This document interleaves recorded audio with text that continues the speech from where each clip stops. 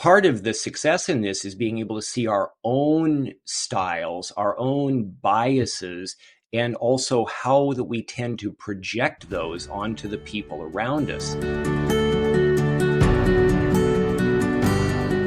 What's going on, everybody? Welcome to another episode here on The Compass with Dr. Matthew Norton, as Dr. Matthew Norton is guiding people through coaching. And it has been an absolute blast to be a part of this podcast. I think for those of you that have not subscribed, if you're an audio listener, Spotify, iTunes, and YouTube. And then, of course, hopefully, as many of you have been seeing, Dr. Matthew Norton and his People Plus Purpose team have been putting all of the video episodes on their social media channels. So be sure to like and follow.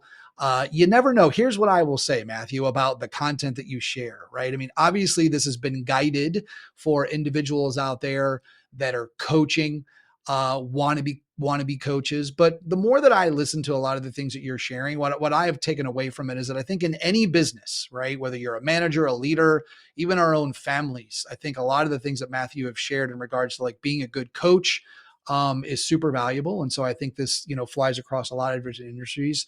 And today, Matthew, you're going to talk about something that everybody is affected about, and that is communication. And so today's episode is, I don't think we're kind of like sharing anything people don't realize, but communication is challenging. So what can we do about it? And that's what you're going to talk about. So welcome to another episode. Thank you, John. Where would we be without you for those great introductions, but also just the great interaction we have during these calls. So appreciate you. All right. So today we're going to talk about communication, and I'd love to have you start. Let's frame this out. Why? Okay, let's do this. So we've all been in situations where the communication flows easily, right? It's easy to talk to somebody, what have you. And so I think we can get trapped in some of those scenarios to think that, communicating is always going to be like that. But we know that's not the case. It's challenging. So let's start there and maybe have you frame out, why is communication so challenging? Yeah. Well, I think this is an important topic, back to what you said, that applies to everyone, whether we're talking business communication, personal communication, because really those are no different. It's just people, right? Wherever there are people, we're going to need to communicate, and probably communicate more effectively. And in business, in the people aspect of business, as well as in marriages, because I've spent quite a bit of time coaching in marriages, premarital, marital challenges, it's the same biggest problem every time, and that's communication. So, like you said, why is it such a challenge? Well, I think that on a fundamental level, the biggest issue is that we assume we're communicating when frequently we are not. So it's that basic assumption that we have communicated that is the first problem. So this is business, this is personal. And I think we have more tools for communication than we've ever had at any time in history. But in many ways, I think we're struggling more than ever to pull this off in an effective way. I like to explore the nuances of words, even when I feel like I know the meaning. So I like to look them up. And of the various definitions of communication, because again, that's one of the things where, we think we know what communication is. Well, what is it exactly? So this definition, I think, is most valuable for our conversation. It is the successful exchange of ideas, information, or feelings. The successful exchange. So just because we've launched a message doesn't mean that it was successfully received. We have misinterpretations and misunderstandings that are occurring all the time. And then what happens is that we usually decide that the primary problem anyway, is with the other person, that the communication fell short or failed. So I think that's the first thing, is that we're assuming we've communicated, and quite possibly we haven't. The second is that we are spending an undue amount of our attention, I believe, in our communication to be understood by people versus communicating to understand people. So a good question is to really say, who is this other person that is in front of me? Who are who are they uniquely, and what are they saying? I mean, really saying underneath even the words that they are using, what are they really wanting to convey to me? So, what need or emotion um, or concern is driving them in their communication? Can I sense that? Can I hear that? What is the feeling place where they're coming from? So, are we listening well enough? I guess is a good question to be able to discern these nuances, or are we just talking and telling people things? So communicating to understand versus primarily to be understood, I believe, is a second key element. A third one is that we each have different communication styles. So we could say, in a sense, that we're speaking different languages. So just like with whatever actual language, English, Russian, Chinese, Spanish, whatever it is, we are so fluent and so attuned to our own language that there's a kind of a fundamental sense that that's the norm. And if somebody's different than that, then that's outside the norm. If that's not, especially here in the US, with English being just such the dominant language that we want to insist on English communication. And similarly, we really tend to want to even subconsciously insist on the people around us speaking a common language to us in other ways. So to communicate well, then it's important to align our languages. And best if we can actually choose to be the leader. Like, can we go first and take the responsibility to adapt to other people rather than requiring that they adapt to us? We have different ways of thinking, different needs, often differing values or motivational drivers, and those things frame what we hear. And they also frame what the words mean to us. So if we go into communication understanding that other people speak and hear differently than us, then that we can lean in to try to understand better rather than just yelling louder in our own language. I mean, it'd be like somebody speaking Russian, and I'm thinking if I just speak more forcefully, enunciate more clearly, and speak more loudly, they will understand. And insisting on that is just not really going to work. And then one more thing I wanted to mention too on that is that emotions strongly color what we hear and what we say. So when emotions are high, logic is low. And when we're overwhelmed, if we're anxious, if we're worried, if we're frustrated, if we're depressed, then we hear things differently.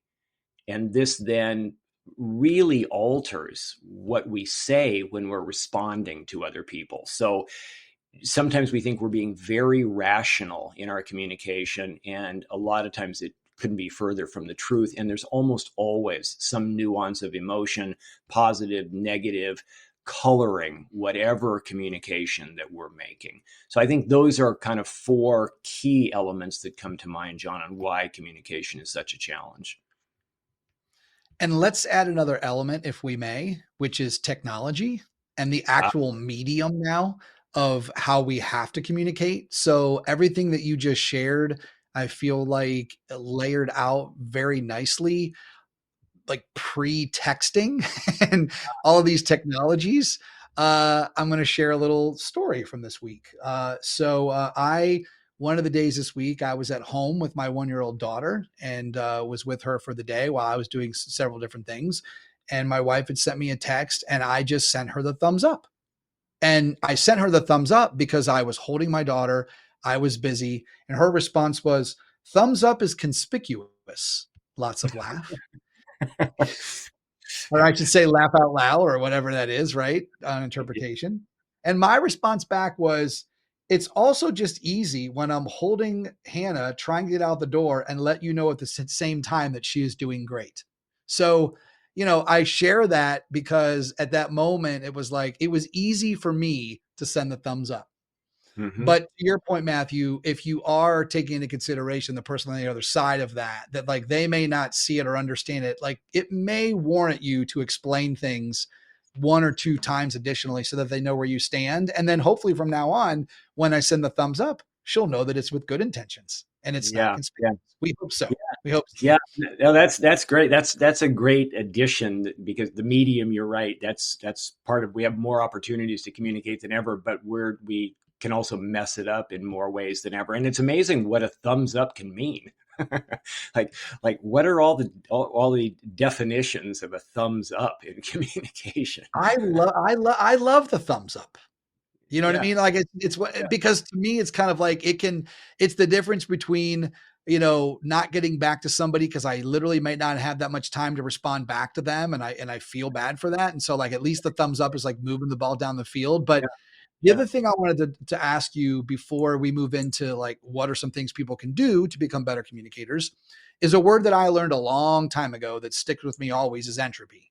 And for those Mm, that may not know what entropy is, it's that the world is always trending towards chaos, which hmm. means that feeling that we always get, like no matter when we feel like we got our hands wrapped around things, it just is always kind of moving forward towards chaos.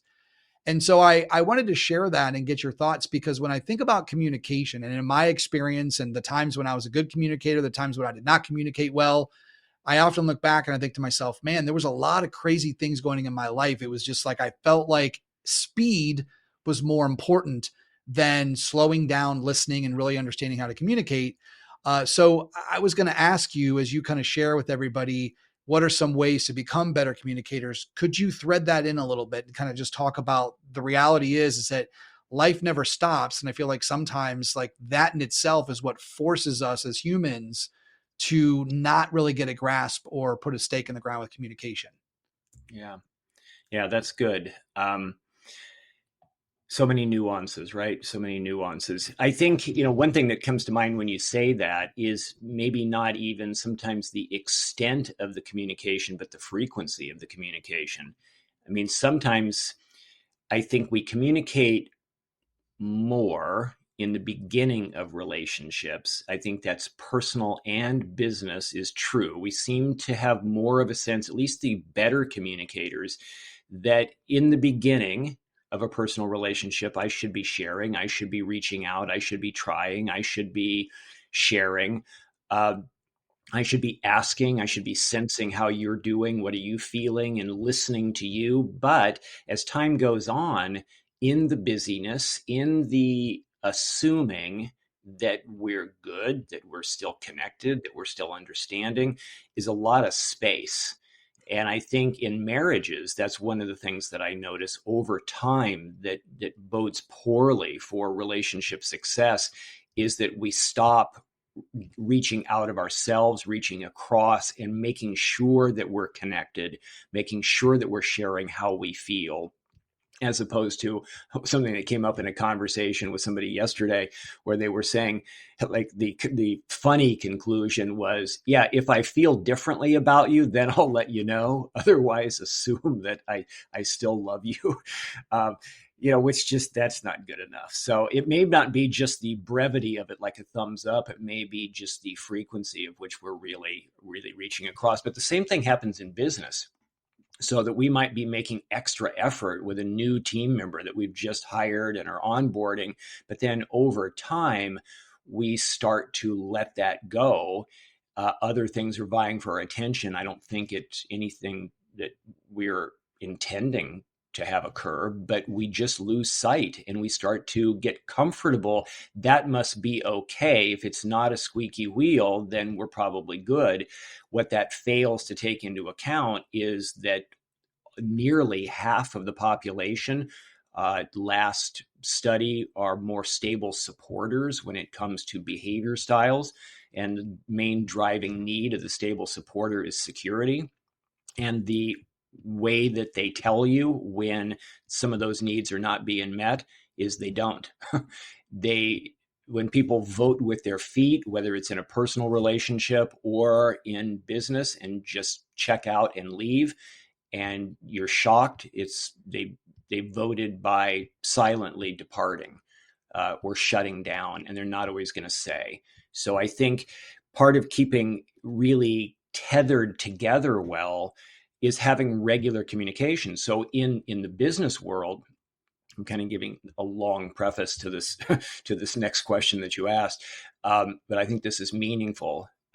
Is that I'm encouraging the office manager or whoever it is that is taking responsibility for the human relationships, the team connectedness, and that sort of thing, instead of just an annual performance review, which is very, very one directional and is far too infrequent. And mostly just to see, if you're worthy of a raise.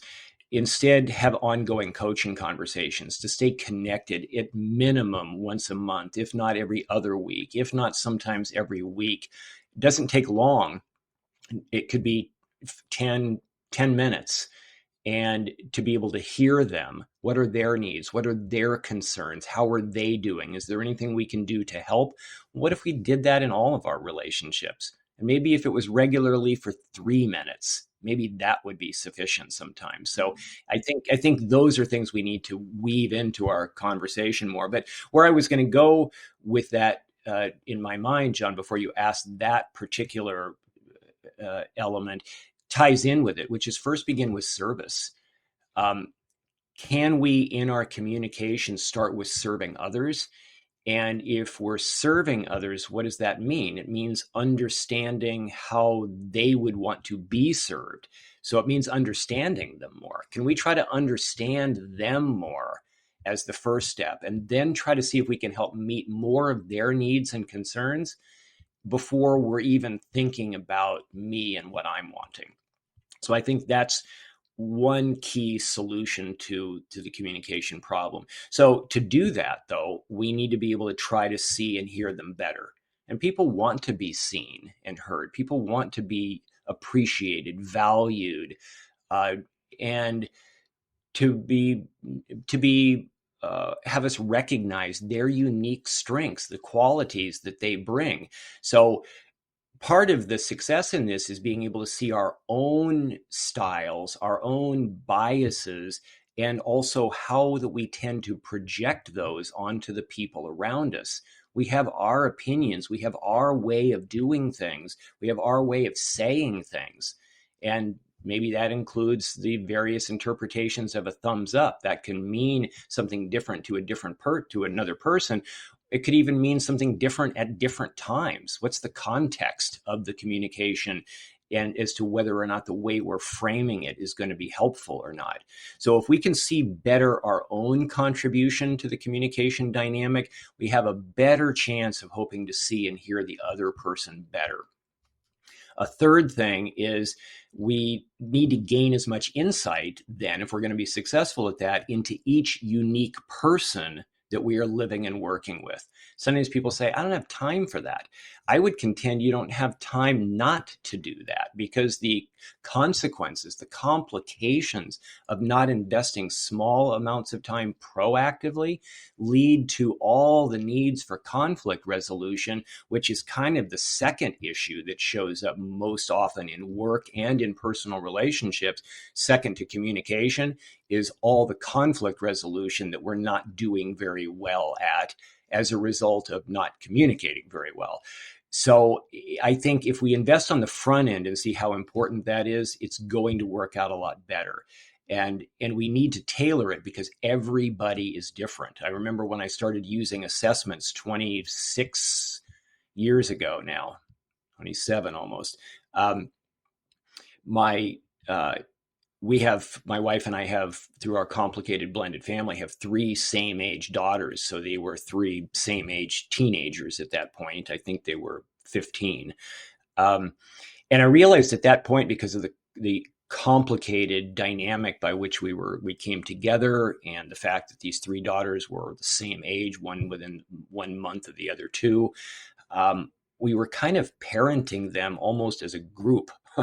It sounds silly to say that now, but almost as though they were a collection of three more similar human beings than they actually were. And so the assessment piece in my life, that was one of the first things that helped change things for me with them, was that I began to see that they were more unique in their needs and ways of presenting themselves.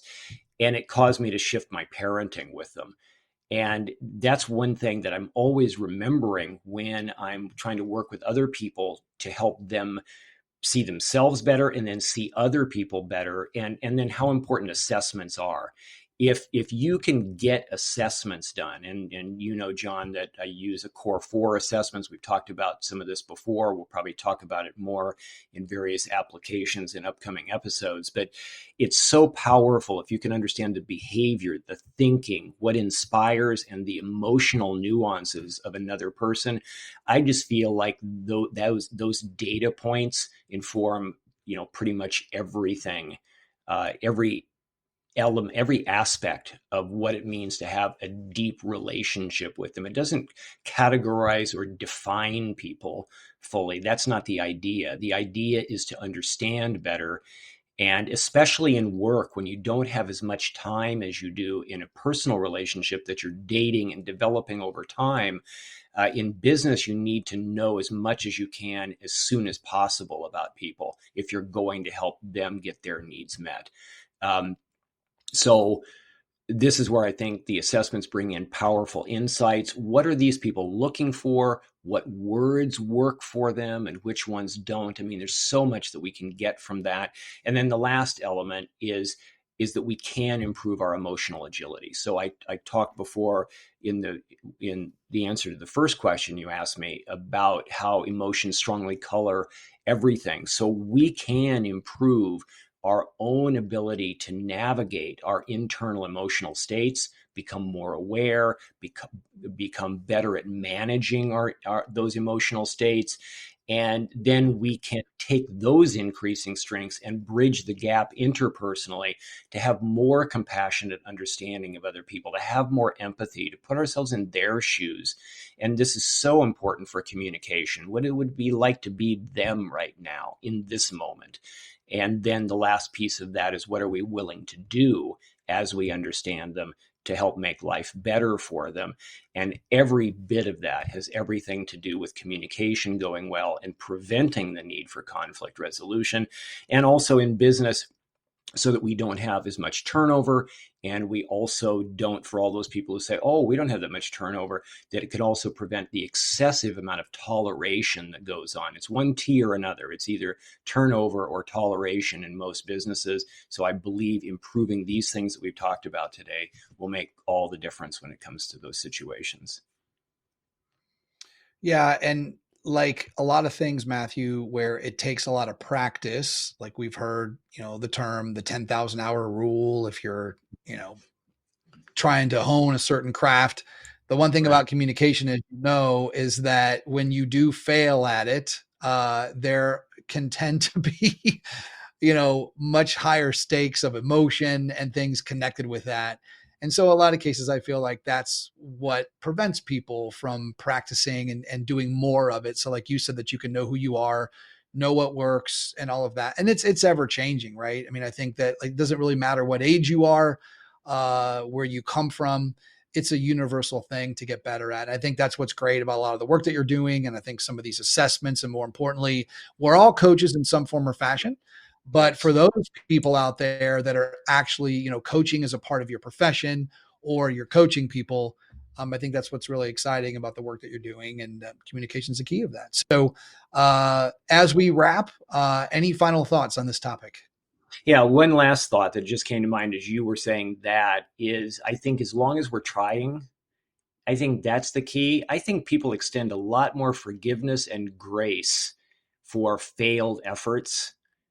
Like for my wife, she'll forgive me, no problem. It's just that I needed to see something. I needed to, that didn't work. That the way I handled that wasn't right. Let me back up and try that again. I think business or personal, as long as you're trying to communicate, trying to understand other people, people will give a lot of latitude. Absolutely.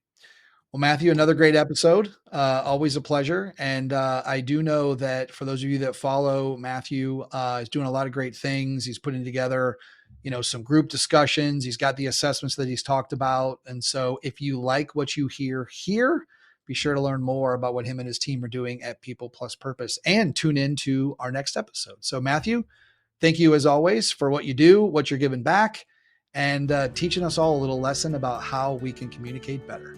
Appreciate it. Thank you. Thank you, John. Appreciate you.